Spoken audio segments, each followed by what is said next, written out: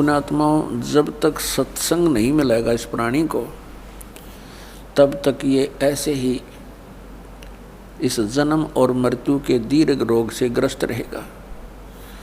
और सत्संग केवल परमात्मा ही बता सकते हैं।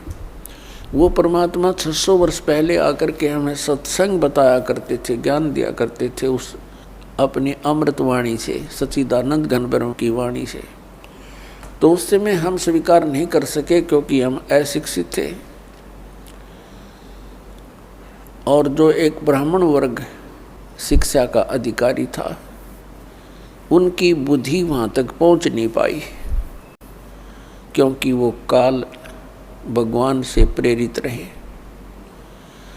और परमात्मा का विरोध करवा दिया, ये कहकर कि कबीर अशिक्षित है, ये संस्कृत भाषा नहीं जानता है, ये ऊट पटांग बोल रहा है, ये झूठ बोल रहा है। परमात्मा कहा करते थे, गुण तीनों की भक्ति में ये भूल पड़ो संसार,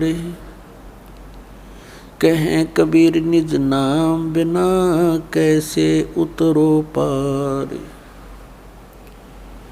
तीन देव की जो करते भक्ति, उनकी कदे ना होवे मुक्ति। आज से लगभग 600 वर्ष पहले ये शब्द बोलना कि तीन देवता ब्रह्मा विष्णु महेश जी की जो भक्ति करते हैं उनका कभी मोक्ष नहीं हो सकता। पुण्यात्माओं, 600 वर्ष पहले ये बात कहना अपनी मौत को आमंत्रण देना होता था, अपनी मौत को निमंत्रण था। लेकिन वो तो अविनाशी थे, वो तो परमात्मा थे और उन्होंने उस समय ये शब्द बोले थे। और ऐसा घोर विरोध किया था उस मालिक की उन लीलाओं को जो पढ़ते हैं आँखों से आंसू नहीं सूखते। ऐसे जुल्म गुजारे थे उस परम पिता के ऊपर, हमारे भगवान अपने पिता के ऊपर। अब जो विरोध कर रहे थे वो भी उसी के बच्चे, ब्राह्मण काजी मुल्ला, उसी परमात्मा के बच्चे हैं। उस परमेश्वर ने किसी को भी दुराशीष नहीं दी, नहीं तो वो समर्थ शक्ति, वो हमारे पिता ना होते तो उनको बहुत कुछ दंड दे देते, ऐसा दे देते पूछो मत। जैसे एक बार गोरखनाथ जी के साथ मजाक कर दिया किसी ने और उसने इतना गुस्सा उठा, वह मंडली थी उसके साथ 400-500 की, उसने एक शब्द उच्चारण कर दिया कि खड़े हैं वो तो पत्थर बन जाएंगे और बैठे हैं वो सिद्ध। खड़े ज़्यादा थे, बैठे थोड़े, जितने खड़े थे वो सब पत्थर की मूर्तियां बन गई।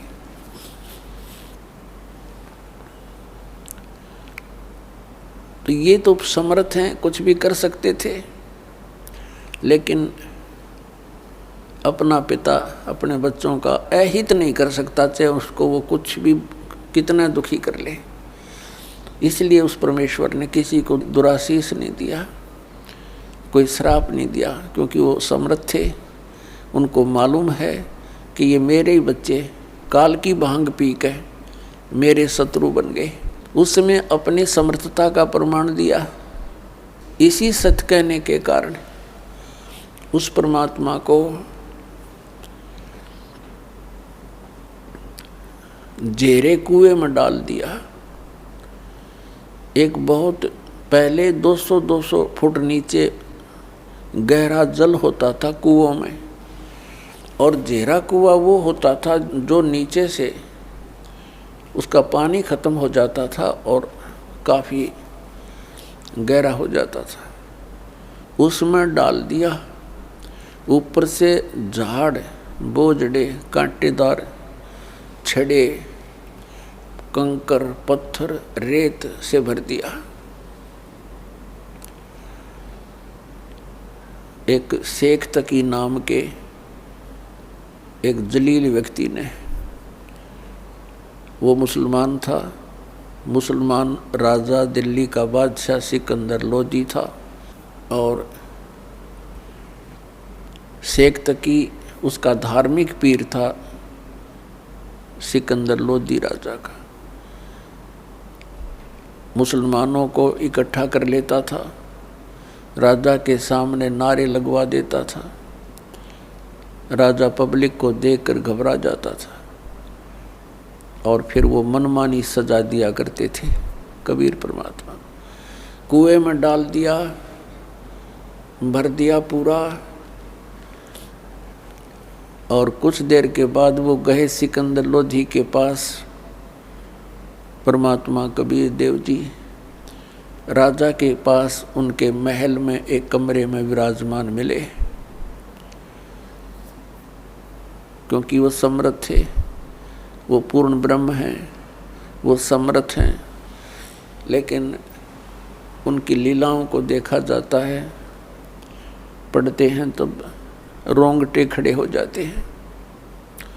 हमारे पिता हमारे हित के लिए आए थे, हम उनके शत्रु बन गए। तो उस समय हम अशिक्षित थे। अब परमात्मा ने सबसे पहले ये रजा बख्शी, हमें शिक्षित करवाया। पुण्यात्माओं 5500 वर्ष तो कलयुग बीत गया और उससे पहले जालिए कितना समय 3 युग गए।